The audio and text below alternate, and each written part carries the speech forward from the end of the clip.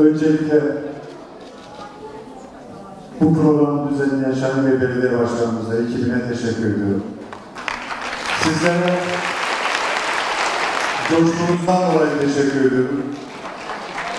Bir faaliyetin yapılması önemli. Ama bu faaliyetin değerinin bilinmesi, kıymetinin bilinmesi de en az onun kadar önemli. Sizin belediye başkanlarınızı alkışlamanızda, o coşkuda bunun kıymetini bildiğinizi, gördüğünüzü gördük. Bu açıdan sizlere de teşekkür ederim ayrıca. Gaziantep'in de Türkiye'nin de en önemli gücü, en önemli sermayesi sizlersiniz. Sizlerin iyi yetişmesi lazım. İyi yetişmeniz için de ailenize önemli görevler düşüyor. Sizlere önemli görevler düşüyor. Onun dışında da kurumlarımıza, belediyelerimize, kaymakamlarımıza, valiliğe, bütün kurumlara önemli görevler düşüyor. İnşallah sizler 5 sene sonranın, 10 sene sonranın, 20 sene sonranın şu an özenerek baktığınız yerlerde olacak kişilersiniz. Bu vesileyle tekrardan Allah bahtınızı, yolunuzu açık etsin. Hayırlı Ramazanlar diliyorum, hayırlı bayramlar diliyorum. Ailelerinize selam söyleyin. Marifetin, iltifatın tabiidir diye güzel bir söz var. Biz de başarılı öğrencilerimizi ödüllendirmeye devam ediyoruz. Her okulumuzdan 60 kız, 60 tane de erkek en başarılı öğrencimize o saati hediye ediyoruz. Başarılarını tebrik ediyoruz, devamını diliyoruz. Eğitim konusu önemli.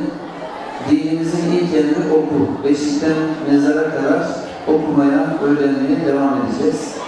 Biz de Şanlıurfa Belediyesi olarak eğitime, başarıya katkı sağlamak istiyoruz.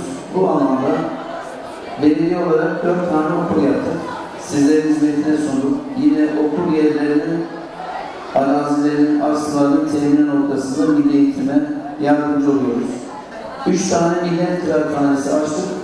Şu anda 2 tanesi bitmek üzere. İnşallah bunlar da açıp sizlere daha güzel ders çalışacak, kitap okuyacak ortam hazırlıyoruz.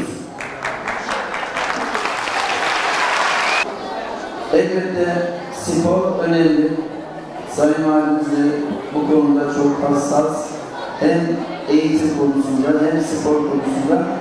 Biz de 182 tane halı saha ve basketbol sahası hem okullarımıza hem parklarımıza yaparak ücretsiz olarak sizlerin hizmetini sunduk.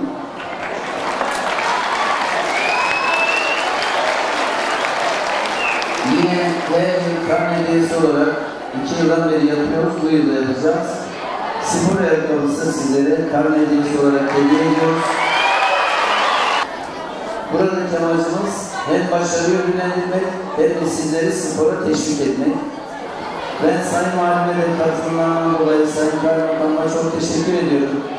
Hepinize derslerinizde başarılar diliyorum, iyi bir tatil diliyorum. Hepinizi saygıyla, muhabbetle selamlıyorum.